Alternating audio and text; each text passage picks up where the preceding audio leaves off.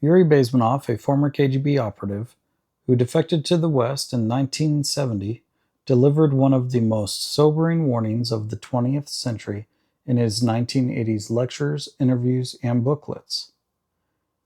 Speaking from direct experience in Soviet propaganda and ideological operations, he revealed how communist regimes sought not to conquer capitalist nations through military force, but to subvert them from within through a slow, methodical process of ideological subversion.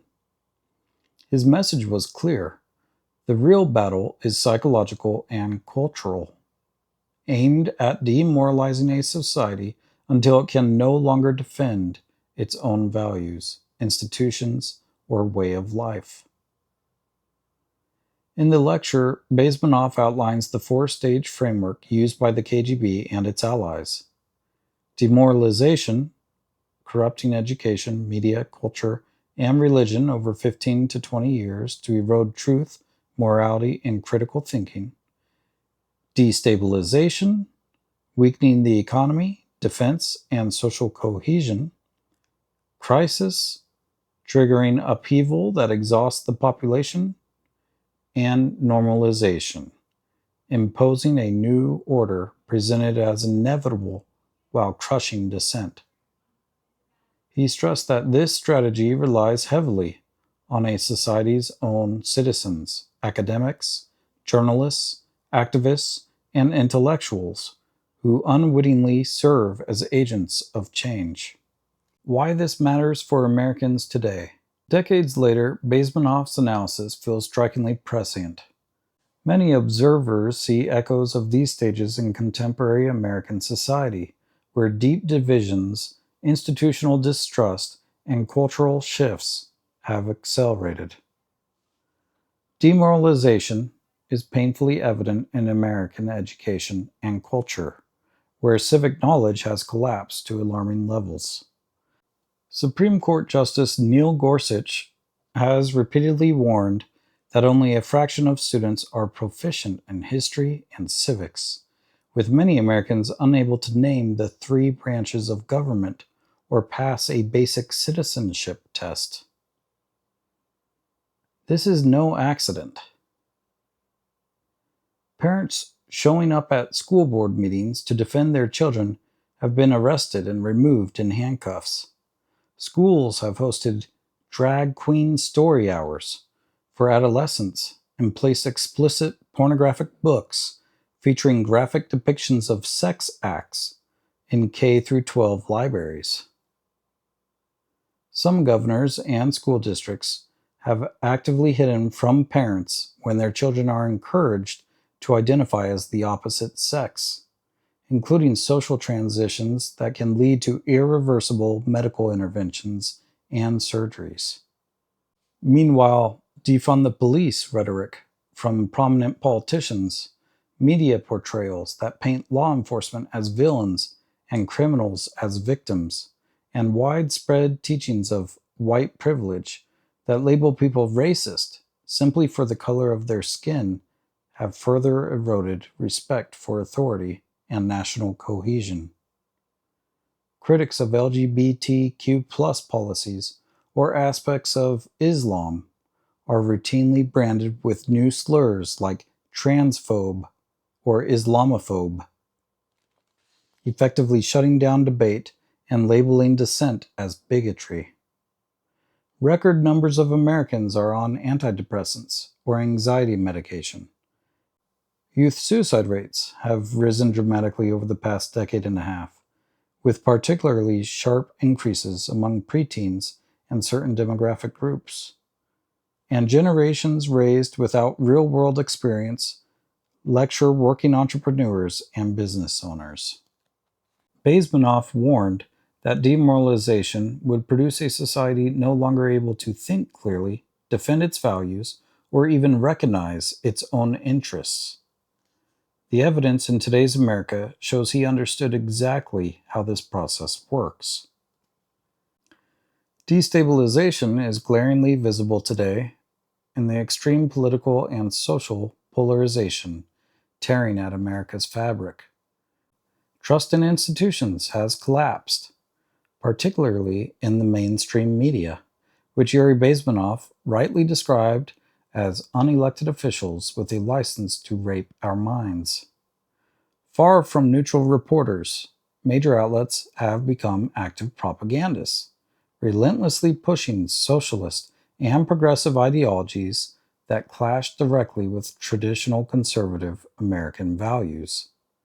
They promote equity over equal opportunity, champion expansive LGBTQ+ policies in schools and sports, enforce DEI mandates that prioritize identity over merit, and routinely label violent protests, complete with burning buildings, looting, and riots, as mostly peaceful. This deliberate distortion of reality, paired with economic pressures like runaway affordability crises, widening inequality debates, and labor disruptions from radical policy shifts in technology, has shattered shared truths and left society deeply fractured. Bezmenov warned that once the media and cultural institutions are captured, destabilization accelerates rapidly. The America we see today powerfully validates his analysis. Discussions of potential crisis and normalization arise amid intense cultural flashpoints: record mass illegal immigration, aggressive authoritarian measures during COVID, and the rising acceptance of socialism itself. Recent Gallup polling shows that 39% of Americans now hold a positive view of socialism, up from 36% in 2010, while among Democrats it has surged to 66% positive. Among young adults aged 18 and 29, support reaches 62%, according to Cato YouGov data. These trends, combined with ongoing debates over rapid societal changes, have led many to question whether foundational American values, freedom of speech, bodily autonomy, secure borders, and limited government, are being reframed as outdated or problematic in favor of a new imposed order. During the Biden administration, U.S. Customs and Border Protection recorded over 10 million encounters nationwide, with more than 8 million at the southwest border, alongside an estimated 1.5 to 2 million gotaways. Policies were widely criticized for effectively tying the hands of Border Patrol agents through catch and release practices, reduced interior enforcement, and restrictions on detention and deportation. The COVID-19 era dramatically illustrated crisis-level control and normalization tactics. Many of the hard lessons learned from the 1918 Spanish flu pandemic, particularly regarding targeted protection of the vulnerable rather than broad societal shutdowns, were ignored. Officials and media promoted strict social distancing, the 6 feet apart rule, lockdowns that shuttered non-essential businesses while allowing protests, and repeated public messaging about the new normal or trust the science, phrases that became ubiquitous. There was an aggressive push toward near mandatory vaccination, with the unvaccinated facing strict travel restrictions, workplace mandates, and social exclusion. Prominent voices like Noam Chomsky called for isolating the unvaccinated from society, effectively suggesting they should not have access to basic services like grocery stores. Even years after the pandemic, protesters continue wearing masks, not for any public health reason, but to conceal their identities during demonstrations. In hindsight, it often appears the mask mandate's most effective public health protection was enabling rioters and activists to hide their faces while engaging in criminal behavior with impunity. Bezmenov warned that once a society reaches the crisis stage, exhausted populations become willing to accept radical solutions that solidify normalization, Recent American experiences offer a stark real-world test of his framework. Speaking this plainly has itself become dangerous in today's climate. Many Americans, whether consciously or not, now deploy postmodern deconstruction to dismantle every rational argument that challenges their ideological sacred cows. A detailed critique of identity politics, or woke tropes, is reflexively branded as bigotry, racism, or, in more honest moments, blasphemy against the new faith. Simply upholding conservative values as worthy societal goals is enough to mark someone as a target. In the mind of the true postmodern believer, words that contradict the prevailing orthodoxy are treated as literal violence. Tragically, this rhetorical escalation crossed into actual violence with the September 2025 assassination of Charlie Kirk.